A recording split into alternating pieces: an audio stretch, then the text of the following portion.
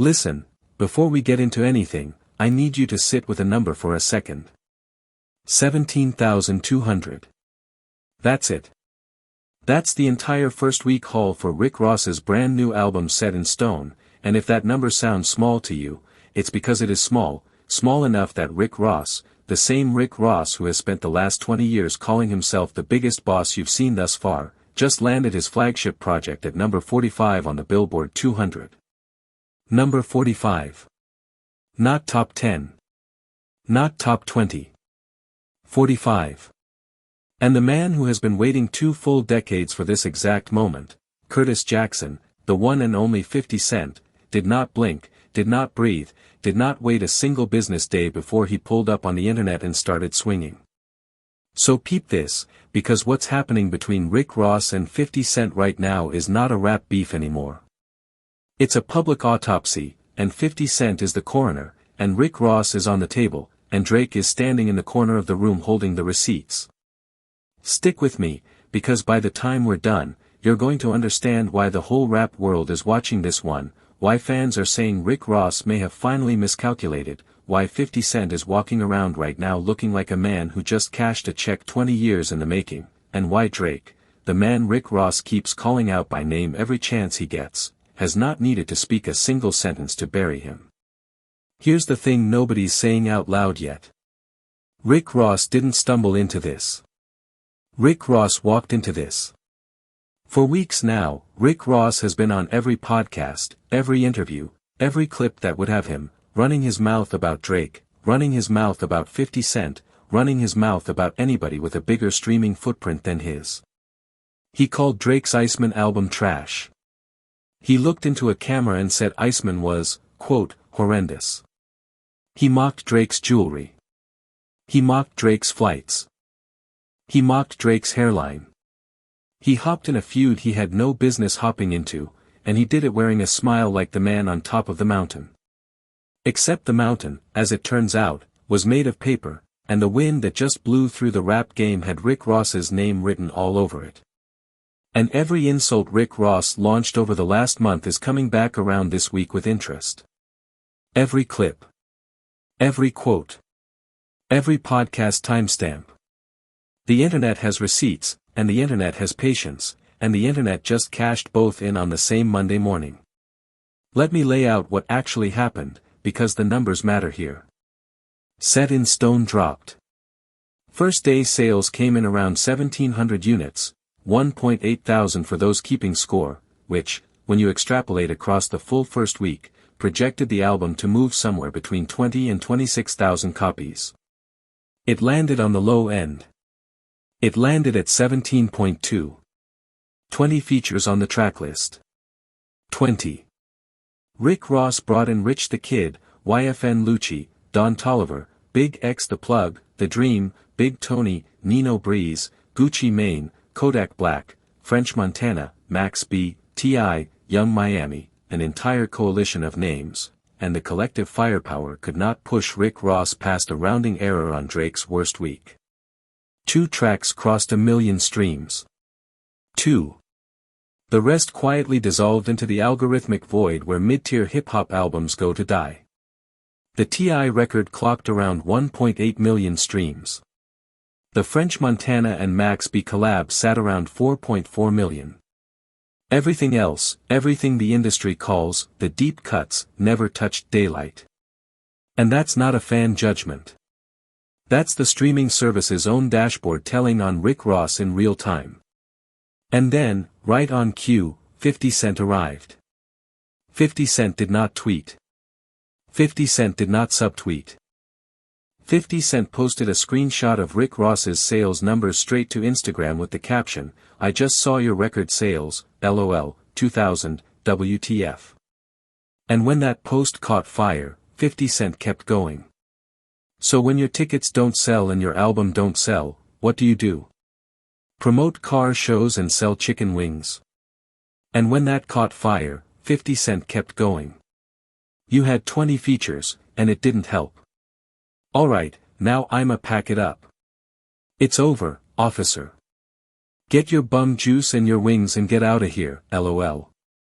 He called Rick Ross an officer. He called back to the correctional officer receipts that Rick Ross has never been able to bury. He resurrected the boat sank meme. He resurrected the album went wood line. He resurrected every single joke he has ever made about Rick Ross across a 2-decade feud, and this time, the numbers were doing the co-signing for him. That's what makes this cycle different. This is not 50 Cent inventing a narrative. This is 50 Cent narrating a fact. Now here's what nobody's saying. Rick Ross was warned. The tour was already limping before the album even dropped. If you pulled up the ticketing site for the Miami stop of Rick Ross's current run, you would have seen a seating chart that looked like a green rash, green dots everywhere, unsold seats stretching across the floor, and Rick Ross's team quietly slapping a "buy one, get one 50% off" promo on the top-tier seats. In Miami. In his home city. The city Rick Ross has claimed for 2 decades as the throne room of the entire Maybach movement. And still, empty seats. And still, discount codes. And still, Rick Ross on every podcast telling the world he was set in stone. Think about what that gap actually means. Miami is not just a market for Rick Ross. Miami is the brand. Miami is the identity. Miami is the whole mythology. When the biggest boss in the game cannot fill a mid-size venue in the city he built his entire persona around, that is not a soft ticket problem. That is a soft audience problem. And a soft audience is the one problem no ad campaign can fix. Roll it back and hear it for yourself, because Rick Ross said the quiet part loud. In one interview after another, Rick Ross leaned into the same talking point. He's paid before the album drops. He doesn't need the sales. The industry has changed. The boss has diversified. Rick Ross has real estate. Rick Ross has restaurants. Rick Ross has Wingstop money. Rick Ross has the mansion, the cars, the horses, the acreage, the ring. And every single one of those defenses is technically true, and every single one of those defenses is also exactly the kind of thing you say when your album just sold 17,000 copies. That's the tell. When a rapper has to remind you that he doesn't need the music to hit, the music didn't hit. The paycheck is not the point. The point is that Rick Ross, the same Rick Ross who has been comparing himself to Drake in every interview, just sold less in a full week than Drake's worst song sold in a single afternoon. That's the gap. And that's the gap 50 Cent has been circling like a shark for 20 years, waiting for the water to turn red. And now the water is red. And now the shark is not leaving. Drop me a verdict below on this one, because I want to know where you land. Do you think Rick Ross is being punished by the streets for going at Drake? Do you think 50 Cent is finally getting the vindication he's been chasing since the mixtape days? Or do you think the whole thing is manufactured drama and Rick Ross is playing chess 3 moves ahead of us? Tell me where you land, because I've read the timeline, and the timeline is split down the middle, and I want to see if the room here matches the room out there. Because the comments on this one are going to age like fine wine. 6 months from now, we're either going to look back and say we saw the collapse coming, or we're going to look back and say Rick Ross played us all. Either way, your verdict tonight is on the record. So say it clearly. Say it now. Here's the part that nobody in Ross's camp wants to talk about. Before Set in Stone even released, Rick Ross flew commercial. Rick Ross. On a Delta flight. Or American. Or whichever civilian carrier had the aisle open that day. And the internet caught him. Photos, videos, angles from every phone in the terminal. Rick Ross in an economy seat. Rick Ross with his head down. Rick Ross doing the exact thing Drake had joked about on Iceman when Drake dropped the line, "If I'm lying, I'm flying economy." Drake said it as a boast. The internet turned it into a Rick Ross indictment. Because within days of that lyric hitting streaming platforms, there was Rick Ross, in the wild, flying economy, allegedly hiding under a hoodie, allegedly ducking cameras that were already on him. Rick Ross eventually addressed it. He said his private jet was in the shop. He said Starlink was being installed. He said he was flying commercial by choice, on his way to party with Trick Daddy in Cartagena. Whatever the truth was, the story was already told, and the story wasn't kind. And the story keeps getting retold every time somebody pulls that clip back up, which, spoiler, is happening on rap Twitter right now, on a loop, with a laugh track underneath it. And then came the watch. A prominent luxury watch commentator pulled up Rick Ross's collection and started raising questions. Which pieces were authentic? Which pieces looked suspect? Which rare timepieces did not match known reference photos? Rick Ross pushed back. Rick Ross denied every claim.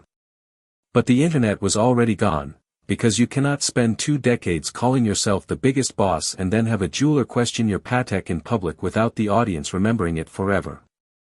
That is the tax of the persona. The persona has to be airtight. And right now, the persona is leaking from 3 sides. The jet is leaking. The jewelry is leaking. The tickets are leaking. And 50 Cent is standing outside the building with a bucket, catching every drop, and pouring it back onto Instagram Live for the whole world to watch in real time. This is not a rough news cycle. This is a coordinated dismantling.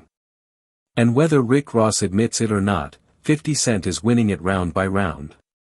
Which brings us to Drake. Because you cannot understand what's happening to Rick Ross right now without understanding what happened between Rick Ross and Drake first. For years, Drake was Rick Ross's hit guy. Aston Martin music. Diced pineapples. Stay schemin'.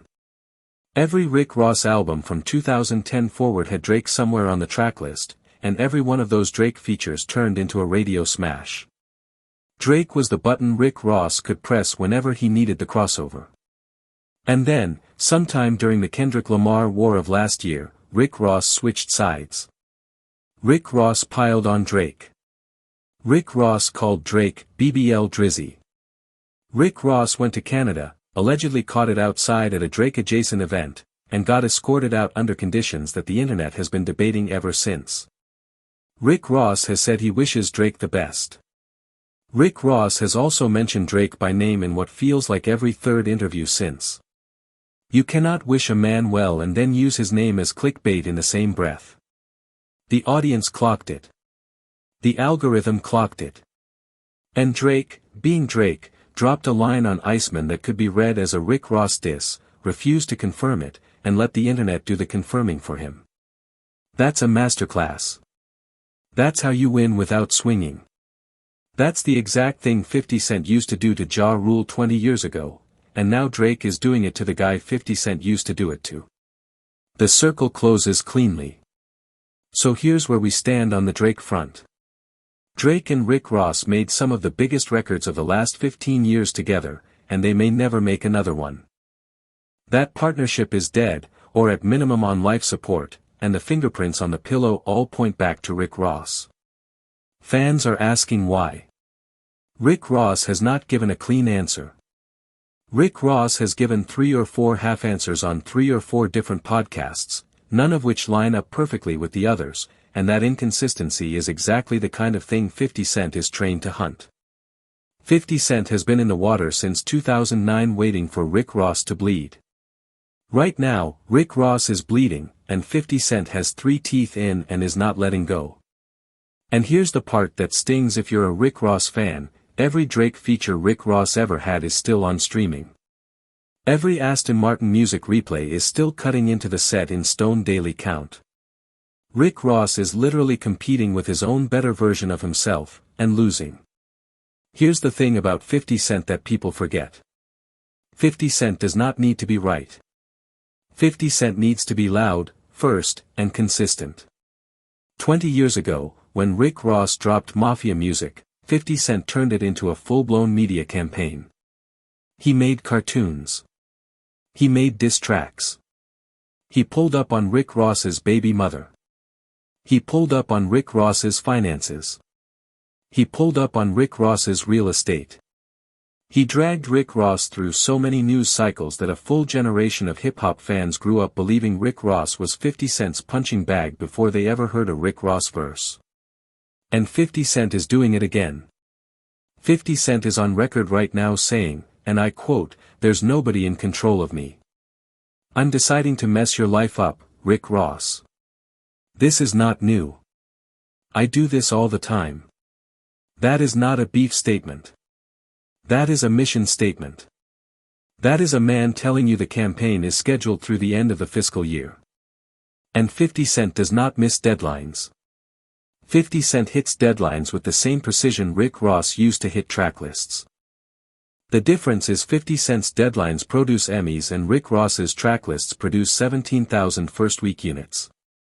And Rick Ross knows it. That's why Rick Ross tried the extended olive branch move on the Joe Budden podcast. Rick Ross floated the idea that he would sit down with 50 Cent and hear him out on 50 Cent's Shreveport film studio plans. Rick Ross positioned himself as the elder statesman offering the smaller man a seat at the table.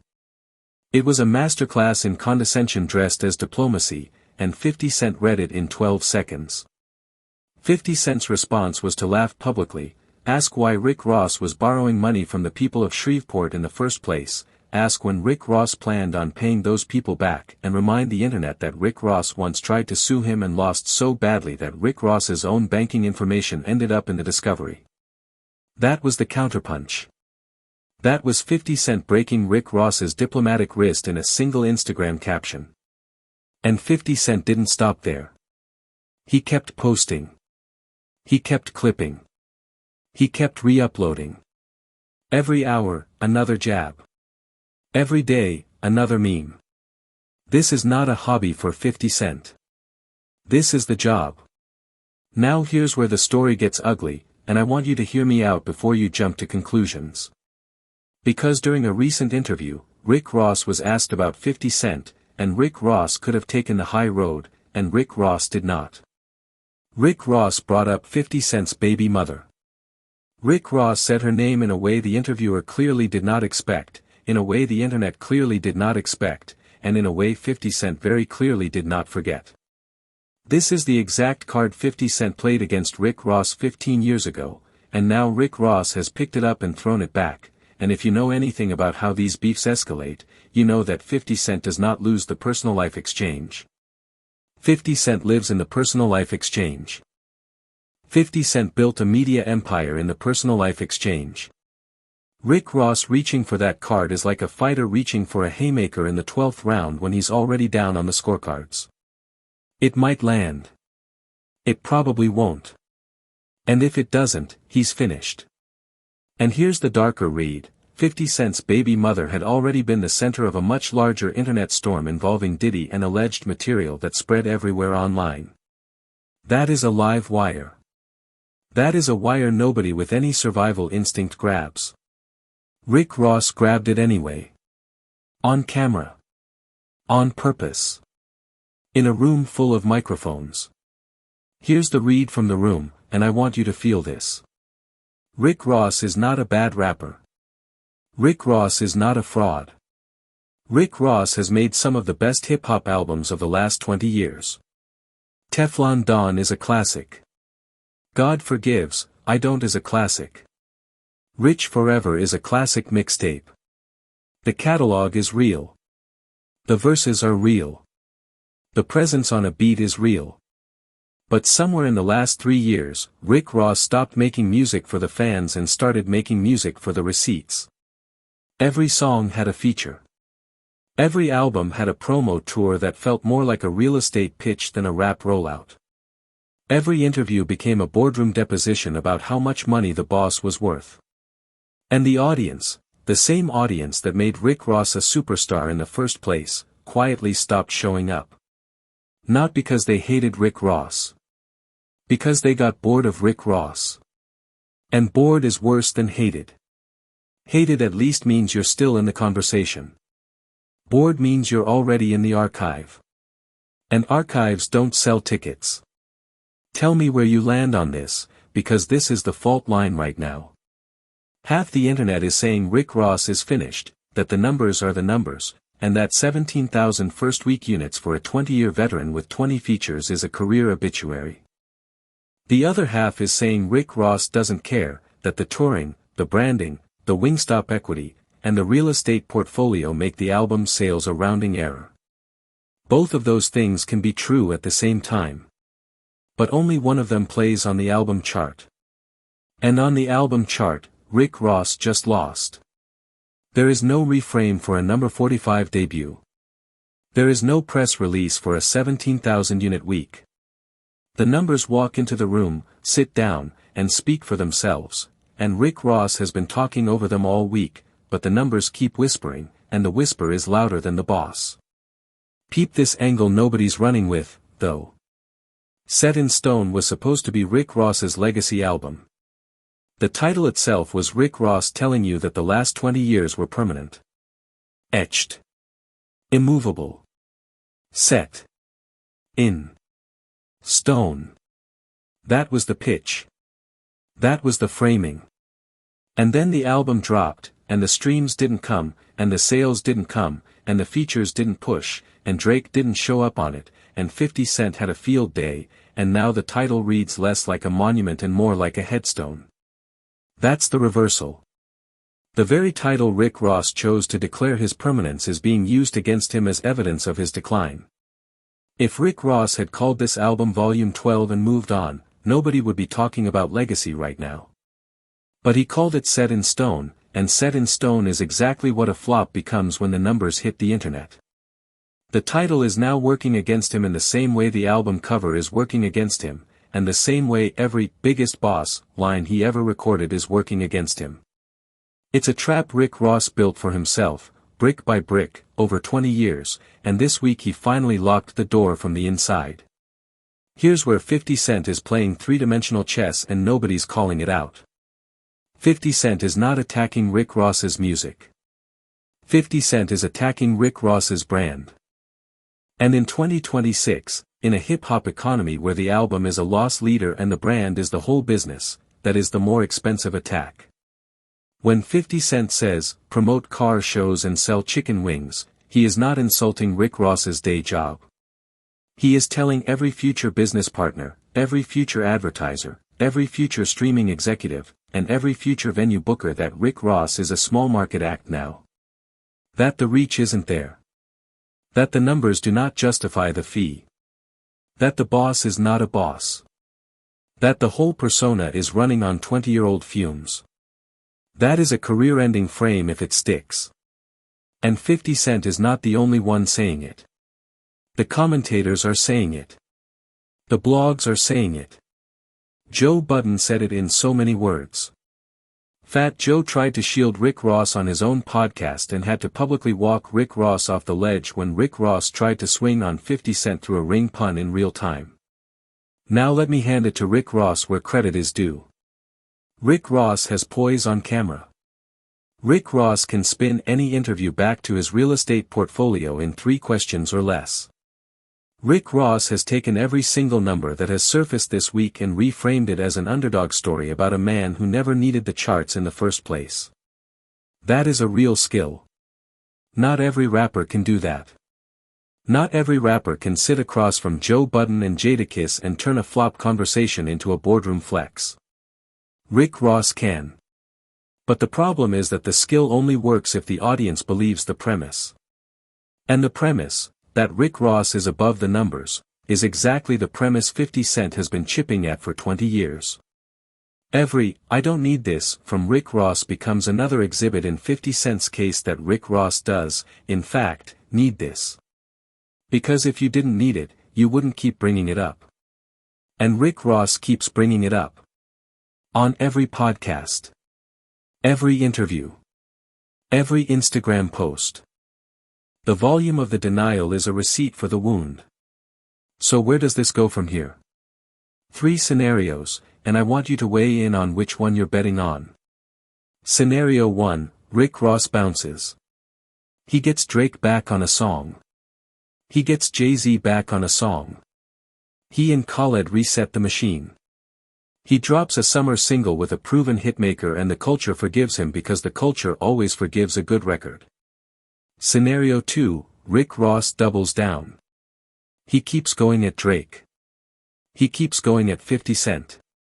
He turns the beef into the brand, and he milks every headline until the next album cycle, and he outlasts the moment on pure noise. Scenario 3, Rick Ross fades. Not dramatically. Not overnight. Just slowly. Fewer bookings. Smaller venues. Quieter rollouts. And 10 years from now, we look back at Set in Stone as the album that closed the era. Which one do you see? Because I've been staring at the timeline for a week straight and I still cannot pick one. That's how balanced this moment is. And that is precisely why the next 30 days are going to be the most watched 30 days of Rick Ross's entire career. The rap world is going to be counting units, checking streams, watching seat maps, and screenshotting every Instagram caption 50 Cent drops from now until Christmas. Here's the piece of this whole thing that's going to age the fastest. 50 Cent is not just clowning Rick Ross for the sport of it anymore. 50 Cent is building a case. 50 Cent has said, on the record, that Rick Ross's whole career has been based on responding to 50 Cent, that Rick Ross needs 50 Cent's name to stay relevant, that every flop cycle in Rick Ross's career has been followed by a 50 Cent mention, because the 50 Cent mention gets the coverage the music didn't. That's a cold read. That's a terrifying read. Because if that read is right, then Rick Ross going at 50 Cent this week is not strategy. It's the last move of a man who has run out of moves. And 50 Cent knows it. And that's why 50 Cent is not going away. That's why 50 Cent said, in his own words, "I'm deciding to mess your life up, Rick Ross." That's not a threat. That's a scheduling notice. That's a man telling the internet that the Rick Ross content mill is officially open for business, and 50 Cent owns the machine. And every time Rick Ross opens his mouth, 50 Cent gets fresh inventory. Every interview Rick Ross does becomes free B-roll for 50 Cent's next Instagram post. Every jab Rick Ross throws becomes another line item on 50 Cent's kill list. This is not a fight. This is an ecosystem. And 50 Cent is at the top of the food chain. And then there's Drake. Because Drake, the whole time this has been unfolding, has said almost nothing. That's the tell of a man who does not need to say anything. Drake dropped Iceman. Drake dropped the "flying economy" line. Drake let the internet run the confirmation for him. Drake did not respond to Rick Ross calling Iceman horrendous. Drake did not respond to Rick Ross calling him BBL Drizzy. Drake just kept releasing music, kept posting numbers, kept moving through the news cycle as if Rick Ross was a headline he skipped. And here's the brutal part, that silence is the most damaging thing anyone has done to Rick Ross in this whole run. Because if 50 Cent is loud and Rick Ross is louder, the noise cancels out. But when Drake stays quiet, the room hears every word Rick Ross says. And every word Rick Ross says right now sounds smaller than it did last month. That's what silence does to a shrinking man. It amplifies him at exactly the wrong frequency. Drake did not have to write a diss. Drake did not have to book a podcast. Drake did not have to schedule a photo op. Drake had to do nothing, and doing nothing turned out to be the sharpest weapon in the room. Meanwhile, Rick Ross keeps swinging at the wind, and the wind keeps blowing his own hits back at him. So folks, let me give you the room the way I read it, because I've watched every clip, I've read every headline, I've cross-referenced every number, and here is where I land. Rick Ross is not finished. Rick Ross has the catalog, the brand, the business, and the wherewithal to survive this cycle. But Rick Ross has taken damage that is going to leave a mark. The Set in Stone rollout will go down as the moment the audience finally called the bluff. The 50 Cent counterpunch will go down as the moment a 20-year feud finally paid off with interest. And the Drake silence will go down as the moment the crown officially moved to a different head. That's the read. That's the room. That's the truth, at least as I see it tonight. And I don't say that lightly. I don't say that because I'm rooting against Rick Ross. I say that because the receipts are receipts, and the streets are the streets, and the streets have already voted with their playlists. Now here's where I need you. Because this whole story hinges on the next 30 days. If Rick Ross drops a hit single, this narrative resets. If Rick Ross gets Drake on a song, this narrative dies. If Rick Ross keeps going at 50 Cent, this narrative escalates, and 50 Cent, trust me on this, is not going to let it slide. So I want to know from you. Do you think Rick Ross is done? Do you think 50 Cent is bullying Rick Ross unfairly? Do you think Drake orchestrated this entire cycle from the shadows? Drop your verdict in the comments, because I read them, I respond to them, and the sharpest takes usually come from you. Not from me. Not from the blogs. From you. And the sharpest take on this whole cycle is probably sitting in a draft comment somebody has not hit post on yet. Post it. Tag the friend who needs to see it. Get loud in the comments. That's how the algorithm knows we're onto something real, and that's how the next chapter of this story finds an audience big enough to matter. And while you're down there, tell me one more thing. Who wins the long game between Rick Ross, 50 Cent, and Drake? Not this month. Not this cycle. 10 years from now, whose catalog aged the best? Whose brand outlasted the noise? Whose business survived the shift? Because the answer to that question tells you everything you need to know about which one of these three is the actual goat of the boardroom, not just the booth. And I have a theory. But I want to hear yours first. Because the truth is, in 10 years, one of these three is going to be running a media empire, one of them is going to be running a rap comeback, and one of them is going to be running from a lawsuit. And I have a very specific guess about which one is which. But I'm going to save that guess for the next breakdown, because I want you to earn it. I want you in the comments. I want you in the notifications. I want you locked in for the sequel. Let me pull you deeper into what actually happened in the room between Rick Ross and 50 Cent, because the internet has been running a highlight reel, but the highlight reel is missing the connective tissue that turns this from a beef into a burial.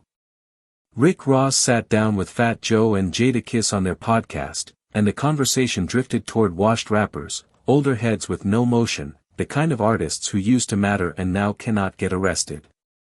Fat Joe was making a general point. Rick Ross was not. Rick Ross reached for a specific name, and the specific name he reached for was 50 Cent. Rick Ross held up a ring, a chunky, statement piece, allegedly worth $1 million, and Rick Ross made a joke about smacking 50 Cent with it. Fat Joe stopped him. Fat Joe told him, on camera, that is not who I am talking about. Fat Joe walked Rick Ross back, publicly, in real time, on Fat Joe's own podcast. Now let's talk about Shreveport, because the Shreveport thread inside this beef is the thread most people are skipping, and the Shreveport thread is where 50 Cent has built the entire structural case against Rick Ross's business credibility. 50 Cent has spent the last 2 years buying property in Shreveport, Louisiana, positioning a film studio, positioning a media production hub, positioning himself as an economic force in a small city that needed one.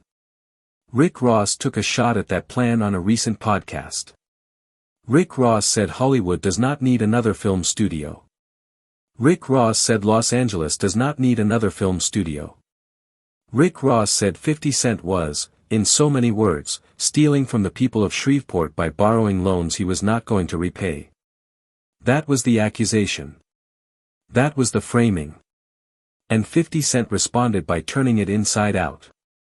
Peep this, because 50 Cent has an entire vocabulary he only uses on Rick Ross, and every word of it has been designed to survive as a meme long after the news cycle dies. The boat sank. Album went wood. Get your bum juice and your wings and get out of here. Officer. The jig is up. You had 20 features and it didn't help. Every one of those phrases is engineered for reposting. Every one of them is a punchline you can screenshot, share, and dunk with.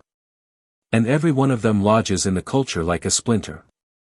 Rick Ross does not have an equivalent vocabulary for 50 Cent. Rick Ross has a series of complaints, that 50 Cent cannot dress, that 50 Cent has no money, that 50 Cent does not own his masters. Complaints do not travel. Punchlines do. And the difference between a complaint and a punchline is the difference between losing a beef and winning it. 50 Cent has been writing punchlines about Rick Ross for 2 decades. Rick Ross has been filing complaints. That gap is why the internet keeps siding with 50 Cent even when the internet does not particularly like 50 Cent. Because comedy wins. And 50 Cent is, before he is anything else, a comedian with a receipt file. Now think about the Drake variable one more time, because Drake is the piece of this puzzle that quietly changes everything. Drake did not need to enter this news cycle. Drake did not need to comment. Drake did not need to acknowledge. Drake is on his own release schedule, his own tour cycle, his own numbers race with the top of the streaming charts. And yet Drake dropped one line, "If I'm lying, I'm flying economy," and that single line landed with more force on Rick Ross's brand than every 50 Cent Instagram caption combined. Because Drake's line was not a diss. Drake's line was a boast about himself that the internet applied to Rick Ross without Drake's fingerprints. That is the platonic ideal of a subtweet. That is how you damage a rival without ever getting your hands dirty. And when the photos of Rick Ross in Economy leaked, the internet did the connective tissue for Drake. The internet made Drake the winner of a fight Drake never actually entered. That is what happens when your catalog is deep enough and your leverage is high enough. You do not have to fight. Your audience fights for you. Rick Ross does not have that audience right now. That is the actual gap. Not the streams. Not the sales. The audience temperature. And the audience temperature is running cold on Rick Ross for the first time since Port of Miami. So what does Rick Ross do now, really, because we have talked about scenarios, and we have talked about optics, and we have talked about the beef, but what is Rick Ross's actual move? Here is the honest answer. Rick Ross has 3 moves and 3 moves only. Move 1, go silent. Let the album cycle end. Let 50 Cent run out of oxygen. Let Drake stay quiet. Sit on the beach, cash the touring checks that still come in, and wait for a hitmaker to bring him a beat that resets the narrative. Move 2, reconcile with Drake. Get on a podcast. Apologize with just enough dignity to not lose face. Book a studio session. Drop a single with Drake by the top of next year. Reset the timeline. Move 3, go nuclear on 50 Cent. Not on Instagram. Not on podcasts. On record. Drop a full diss album. Turn the beef into the brand. Milk it to the last drop. Each of those moves has a cost. Each of those moves has a ceiling. And the move Rick Ross is currently doing, running his mouth on every podcast while the sales bleed out, is not on the list. Because it is the move that guarantees the worst outcome. Silence resets. Reconciliation resets. Nuclear resets. Talking without a plan just amplifies the wound. Here is where I want you to weigh in, genuinely, deeply, in the comments, because this next question is the one I have been chewing on all week and I still cannot land clean. Is Rick Ross's decline permanent, or is Rick Ross one big feature away from a full reset? Because on paper, Rick Ross is one Drake feature, one Jay-Z feature, one Beyoncé chorus away from the biggest single of the year. Rick Ross has that access.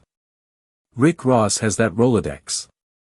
Rick Ross has that goodwill in the industry, even if he is burning some of it right now. But access is a snapshot. Momentum is the movie. And Rick Ross's momentum is running the wrong direction so hard right now that even a huge feature might not turn the wheel back in time. That is the question.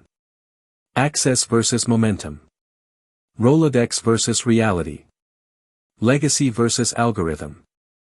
And I do not know the answer. So I need yours. If this breakdown gave you the full picture, hit that like button so the algorithm knows we're onto something.